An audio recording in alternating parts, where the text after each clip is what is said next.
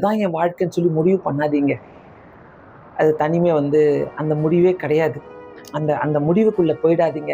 நம்ம இப்படியே தான் சோகமா இருக்கணும். நம்ம இப்படியே தான் அப்படியே நம்ம பாட்டுக்கு நமக்குள்ளேயே பேசிக்கணும். நம்ம பேசுறத கூட கேட்கறதுக்கு யாரும் இல்ல இந்த உலகத்துல. இந்த உலகத்துல நெறைய பேரு தனிமையில பேசிக்கிட்டே போவாங்க. இப்போ செல்போன் வந்ததுனால பார்த்தீங்கன்னாக்கா, யாரும் யார்கிட்டயும் ரொம்ப பேசுறதில்ல. பேச்சுவார்த்தையே குறைஞ்சிருச்சு. ஏன்னா அவங்களுக்கு இந்த செல்போன்ல பேசுறதே ரொம்ப பெருசா இருக்குது. ஆ செல்போன்ல பேசினா கூட ஆ உண்மையா நேரடியா நம்மள தொட்டு, "நீங்க எப்படி இருக்கிறீங்க?"